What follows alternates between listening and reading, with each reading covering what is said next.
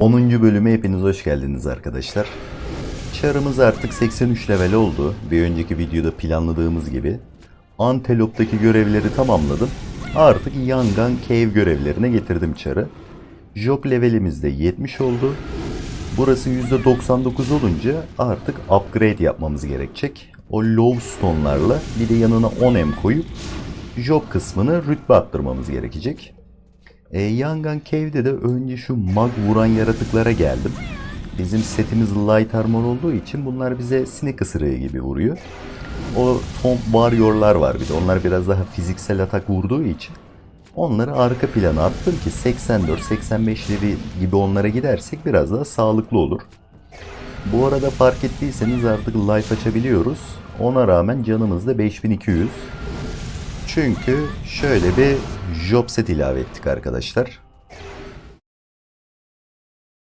Evet arkadaşlar, maalesef tepecilerin eline düştük. Şöyle durumu özetleyeyim. 81 level olduktan sonra antilopları götürdüm çarı.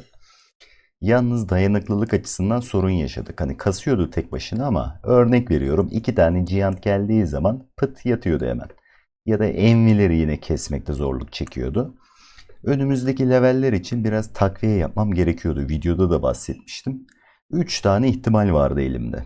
Ya bir tane ölü devil alıp onu canlandıracaktım. Onun da o bir aylık canlandırma süresi komple çöp olan bir miktar. O yola başvurmak istemedim açıkçası. Onun haricinde şu setimize parça ilavesi yapabilirdim. Ama uygun fiyatlı denk gelmediği için mecbur pahalı fiyatlardan alacaktım. Bir de üzerine bu tablet masraflarını falan yapacaktım. Bir 300 en falan çöpe gidecekti yine. Bir 2 hafta sonra bu itemleri değiştireceğiz çünkü. Ya da üçüncü ihtimal bir tane job set alabilirdim. Onun araştırmasına başladım. Bir tane Hunter buldum önce. Biz Thiefiz. Hunter set 2,5B civarındaydı. Sonradan ulan dedim şöyle 2-2, STR2, Int2 vesaire Blue'lu uygun bir şey denk getirirsem alırım diye. Sonra baktım bir tane arkadaş böyle komple bir tane set satıyor. Şu anın piyasa koşullarına uygun 3B'yi aldım, 11 parçayı. Bir tane de şöyle 80'lik silah var.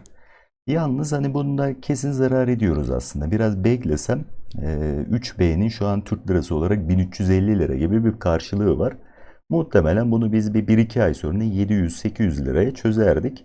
Ama dedim bir sorunu en azından kökünden ortadan kaldırayım. Şimdi bu 3B'yi de, bu da benim çarım ama tefeci olarak adlandırıyorum ben onu. 60 tane fate'i buna vereceğiz. Bunların 32,5-35M gibi piyasa değeri var. Tanesini 30M'den alıyor karşı taraf tefeci olduğu için. Yani 1,8B. Şimdi 2-3 gün sonra da bugün ayın 28'i VIP dönümümüz gelecek. Bir 300 silk daha harcayacağız. Bu kalan 1,2B'lik borcumuzu tefeciye ödeyeceğiz artık. O günün gold karşılığı, Türk lirası karşılığı ne olursa. Artık o kalan fate'lerle de şöyle bir yola devam edeceğiz. Örnek veriyorum, 25 tane kaldı. Bir tane stalçar bağlayacağım bu çarımıza.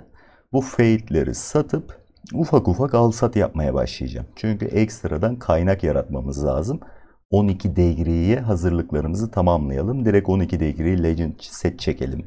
Bir avatar alalım, bir devil alalım. O eksiklerimizi tamamlayalım diye. Şimdilik şunu veriyoruz. Karşı tarafa dediğim gibi 1,2B ya da Türk lirası karşılığıyla 540 liralık bir borcumuz olmuş oldu. Şimdi şunlara bir giyelim bakalım. Canımız şu an 5900, 6000 diyelim. Manamız da 20.000. Bizim için can önemli zaten. Şurasını bir 9000 falan yapmasını umuyorum. Şimdi şu silahı henüz takamıyoruz. 80 level olunca takacağız. Bizim job leveli 68 daha. Şu ringi takabiliyoruz. Bunların da bu arada artık bir sonra ne zaman değiştireceğim? Kalıcı çözeceğim dedim ama 120 levelde artık son Inca Common itemler düşürürken değiştireceğim bunları. O zamana kadar benim için full blue olması önemli. Yani şuradaki defans değerlerinin falan çok bir etkisi yok açıkçası. Yani çok ucuza denk gelirse 80 level bir parçayla mesela takas yaparım, monte ederim vesaire gibi bir şey yapılabilir. Şimdi şu ringi takarak başlayalım. Evet, 6100 oldu. Şu pantolon 20 level. Şunu takalım. Güzel, 6600. Kafalığı takalım. 7000 olduk. Chest'i takalım. 7500. Şu kolluğu takalım. 8000. Ayakkabı 8500.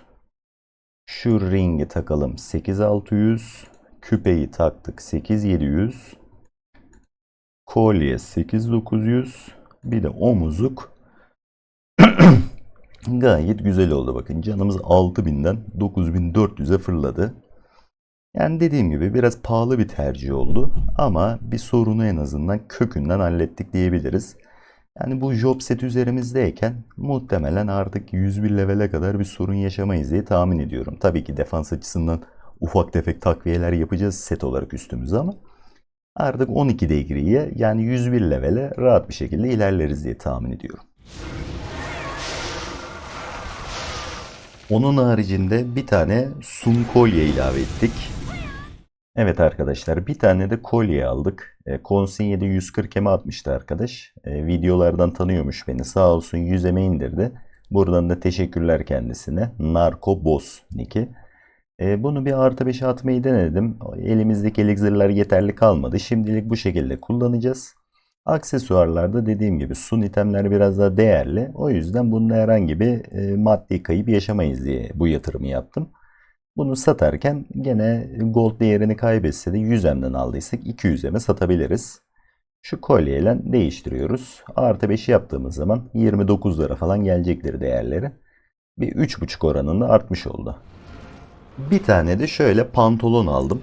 Bunu çok ucuza bulamadım. 50M'e düşürdük ama direkt hazır artı 5 şeklindeydi. O yüzden bunu da ilave etmek istedim. Bu 2-3 video önce Consigne'ye Pandora, Monster Scroll atmıştık. Onlar satılmış. Biraz üzerimizde para birikmişti. Yani bu şekilde setimizi artık şu iki parça hariç 9 degree'ye çekmiş olduk. Aynı zamanda job seti de çektiğimiz için artık biz ufak ufak 101 level hazırlıklarına başlayabiliriz. Şöyle lambamızı verelim yine. Yine boş.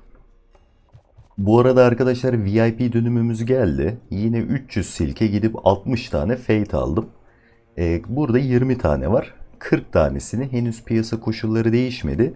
1.2B olarak tefeciye olan borcumuzu ödemiş olduk. Bu kalan 20 taneyle de ya önümüzdeki bölüm ya da bir sonraki bölüm artık bir tane stalçarı ilave edeceğim. Ekstra bir kaynak yaratmamız lazım. Bu 20 tanesini muhtemelen bir 10 tanesini falan satıp ufak ufak item alsatları falan yapıp kendimize kaynak yaratmaya çalışacağız. Çünkü oyunun en sıkıntılı yerlerinden biri o 90-100 level arasını geçmek. Yangan Cave'in üst katlarına gitmesi ölüm. Char'ın slota gitmesi zaten 20 dakika sürüyor. Bir de şarjı sistemden dolayı zırt pırt return çekip Char'ı çık gir yapmak zorunda kaldığımız için o 90-100 arasına atlamak biraz sıkıntılı. Bir de orada olması gerekenden daha fazla bug'lu yerler de var. Biraz kasması da sıkıntı. Duruma göre şöyle bir şey yapabiliriz. 90 level bir tane Sun Staff alıp direkt 101-102 level parti şeklinde kasan arkadaşlara jobumuzu çıkartıp onlara katılıp en azından 101 levele kadar kendimizi itmemiz gerekebilir. Evet yine Consigne'den tahsilatımızı yapalım. 4.2M. Şu topladıklarımızı atalım tekrardan.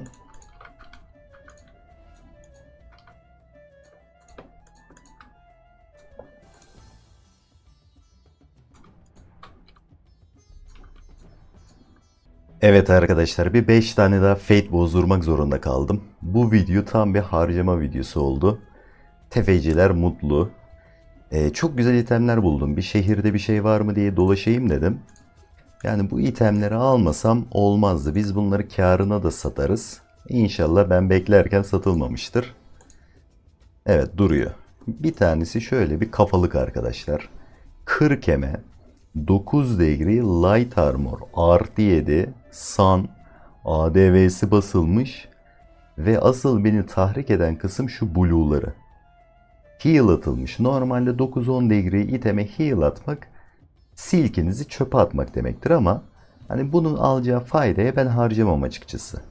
Şuradan gelen HP'ye bakın yani 320, 720, 970, 1570 HP geliyor. Ben şu an bir tane devil aktif etsem zaten buradan gelecek HP'yi alacağım. Yani o yüzden bu kafalığı kaçıramazdım. Şunu aldık 1. aynı arkadaş bir tane chest atmış. Bunun fiyatı diğerine göre daha orta kalıyor yani. Lex'ten aynı para. Lex'e de 50 vermiştik. Ama bunda da HP ile MP'yi 600 basmış. Hani HP'nin 600 olması biraz tahrik etti açıkçası. Bir de hani set tamamlansın. Belki biraz daha tempoyu yukarı çıkartabilir yani bizim kasma hızımızı. Şunu da alıyorum 50'me. Bir tane de yine aynı arkadaş. Bu yeni gelmiş galiba. Ha, yok. Bir tane de 40'eme şöyle çok güzel bir tane Lex atmış. 10 degree'yi de HP 850 tutturmak, zaten o stamina tabletler 15-20 M civarında yani. Belki 10-15 tane stamina tablet harcayacağız. Yani 10-15 hem sadece stamina parası, öyle düşünün. 40 eme de bunu atmış. Bunu da alalım, bankamıza atalım. 92 level olduğumuzda kullanırız. Valla artık şunu bir takalım, canımız kaç olacak? Oho, 9900'den 11600'e fırlattı yani.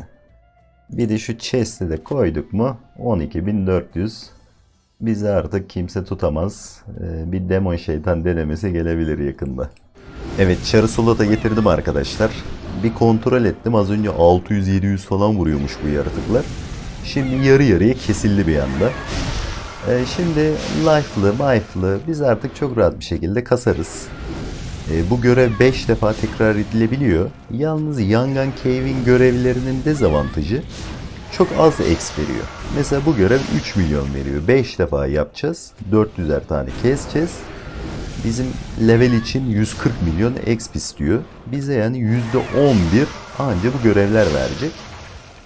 Artık o takviyelerimizle beraber o 85-87 winglere de rahat rahat gidebiliriz. Ben normalde onlara gitmekten çekiniyordum. Buradaki görevleri sırasıyla tamamlarız. Artık bir sonraki videoda muhtemelen bir 86 leveli falan buluruz yani bu itemlerin vermiş olduğu ivmeyle beraber. Şu an bir tek silahımız ezik kaldı ama bu da sorun değil. Bizim strateji olarak tekrardan artık bir kemer sıkma politikasına dönüp ne topluyorsak onları konsinyede satacağız artık. Biraz gold yapacağız. Artık ilk hedefimiz 10 degree güzel bir tane silah ayarlamak. Uygun olmak kaydıyla. Gerekirse bir ya da iki bölüm içerisinde bir stalcher'ı ilave edip ufak ufak işte 5M'e alıp 10M'e satmalar vesaireler, o girişimlere başlayacağız. Böyle böyle devam edeceğiz arkadaşlar. Bu arada ilk telifimizi de kanal olarak yedik. Bir önceki Kaptan Evi videosunda telifsiz müzik diye müzik ilave etmiştim arka fona.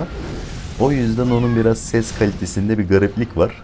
Kusura bakmayın hani eğer bu videoyu izleyip ona geçenler olursa.